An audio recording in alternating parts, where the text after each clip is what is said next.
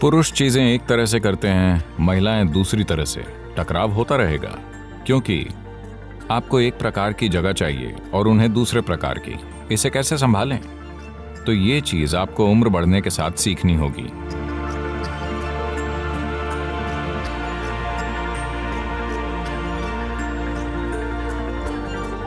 नमस्कारम सद्गुरु।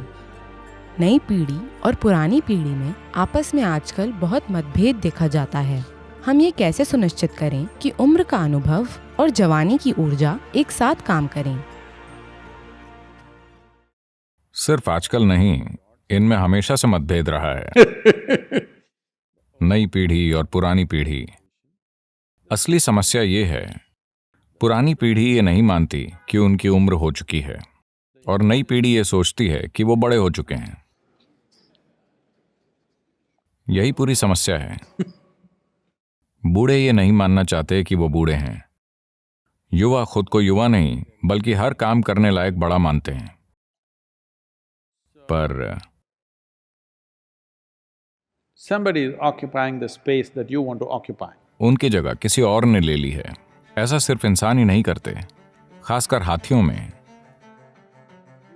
आप देखेंगे कि अचानक एक युवा हाथी गुस्से में यहां वहां घूमकर चीजें उखाड़ेगा, क्योंकि उसकी एक बड़े हाथी से लड़ाई हुई है। वो अपनी जगह नहीं छोड़ रहा था।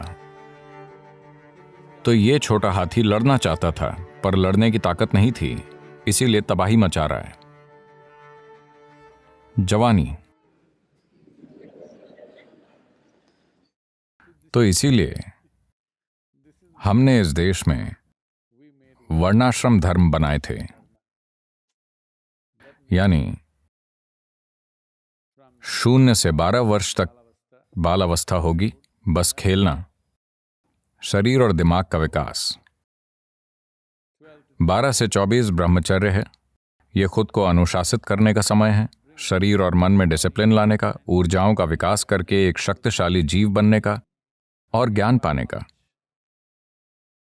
24 के बाद आप चुन सकते हैं। अगर आप जीवन को साफ देख पाते हैं तो हर झंझट में पड़ना जरूरी नहीं है। तब आप 24 साल की उम्र में सन्यासी बन सकते हैं। Otherwise, you become a householder, you get married. वरना आप शादी कर सकते हैं। तो अगर आपने 24 में शादी की 2 cycles of the solar cycle, तो 2 सौर चक्र यानी 24 साल बाद आप 48 के होंगे, यानी आपके बच्चे 18 से 22 के बीच होंगे। युवा हाथी की तरह वो चाहते हैं कि आप जगह छोड़ें, पर वो कह नहीं सकते।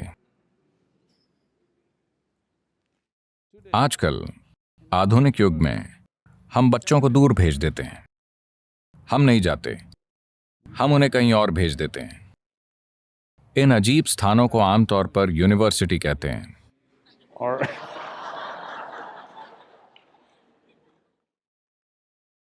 पर उन दिनों जीवन खेती के आसपास ही घूमता था।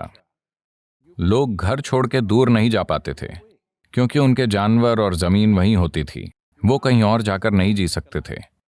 तो किसी को तो जाना था। तो 48 साल के माता पिता संन्यास ले लेते थे और अलग 2 स्थानों की ओर चले जाते थे।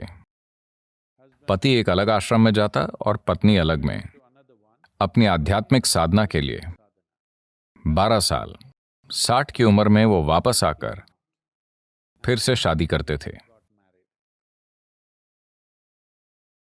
आजकल वो बाहर नहीं जाते, वो साथ ही रहते हैं और 60 साल में फिर भी शादी करते हैं।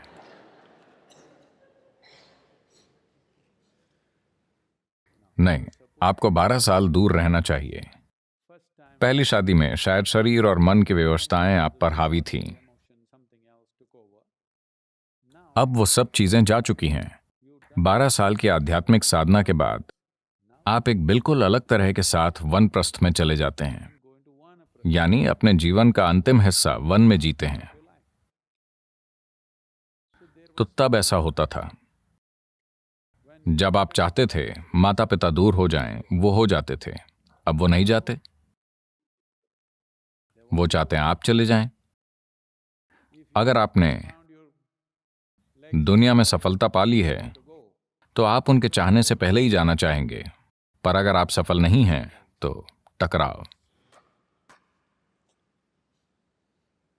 किसी कारण से अगर आप सफल नहीं हैं तो माता पिता और बच्चों में टकराव स्वाभाविक है।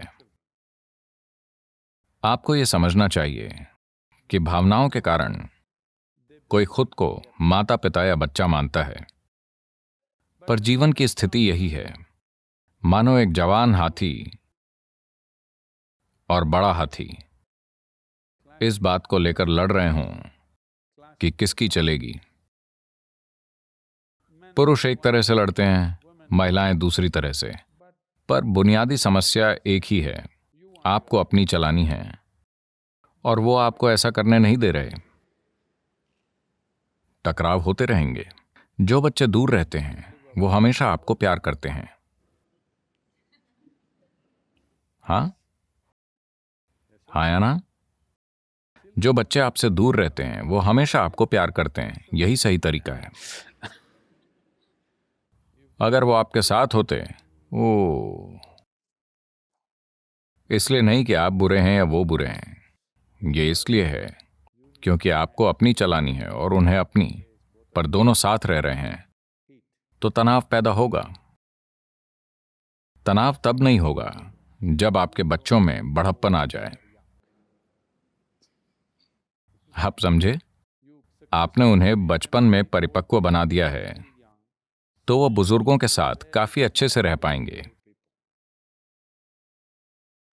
जब आप बीमार होते हैं तब वो ठीक से बर्ताव करेंगे क्योंकि अब उनमें देखभाल करने की भावना आ जाती है।